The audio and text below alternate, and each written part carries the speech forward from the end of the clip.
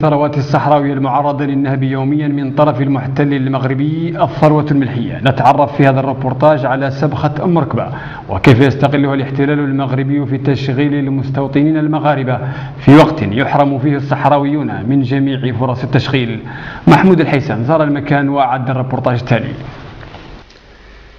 حب الله الصحراء الغربية المحتلة بثروات طبيعية هائلة، وربما هذا المعطى هو من بين الأسباب الأساسية لعدم حل مشكلها وعدم تصفية الاستعمار منها لحد الآن.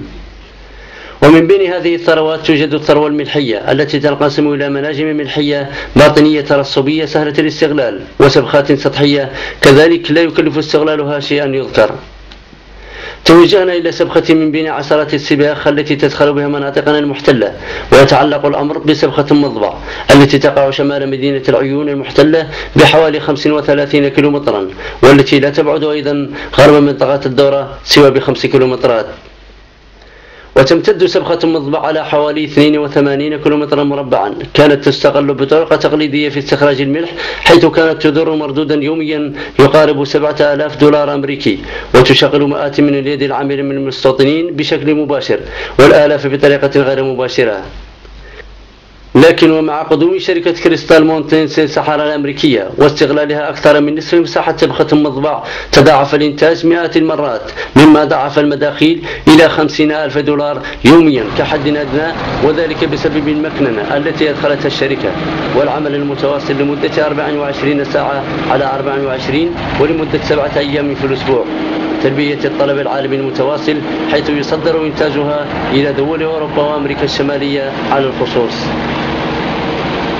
وتستغل هذه الدول مستورد الملح الصحراوي لتذويب الثلج الذي يغطي طرقاتها، إضافة إلى إدخاله في الصناعات الكيماوية والغذائية وصناعة الزجاج وعشرة الصناعات الأخرى.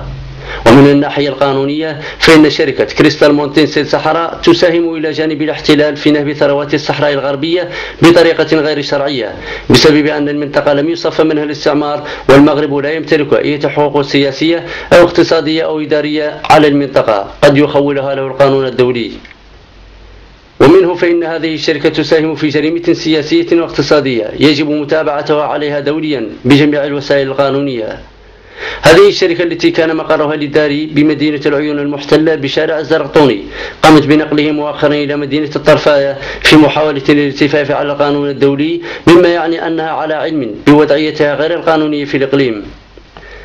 يحدث هذا في ظل صمت دولي وحقوقي، وفي وضع يعيش فيه أهالينا في مخيمات العزة والكرامة دون تمكينهم من بعد مقدرات أرضهم، هذا دون أن ننسى مئات آلاف العاطلين الصحراويين بالمناطق المحتلة وجنوب المغرب، والذين يتم تعويضهم بالعمالة المغربية حتى لا يتفطن الصحراويون لمقدار النهب الفظيع الذي يطال ثرواتهم.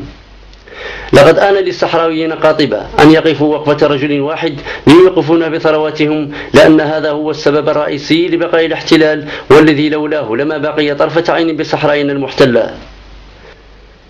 توقيف الثروات هنا سيؤدي إلى توقيف مورد أساسي للاحتلال يستفيد منه لتغطية فاتورة جيشه ومستوطنيه ومصاريف بقائه في الصحراء الغربية، إضافة إلى تغطية عجز ميزانيته، وسيؤدي هذا التوقيف لا محالة إلى طرد الاحتلال إلى غير رجعة. اجتمع كل اللصوص هنا لاقتسام الكعكة. خيرات الصحراء الغربية تنهب هنا جهارا نهارا. إنها هدايا المغرب للشركات الدولية والشركات متعددة الجنسيات ليشتري صمتها وسكوتها عن احتلال الصحراء الغربية، بينما الشعب الصحراوي يعاني في صمت من الفقر والتجويع. فإلى متى تستمر هذه المؤامرة؟ محمود الحيسن، سبخة مضبع، العيون المحتلة.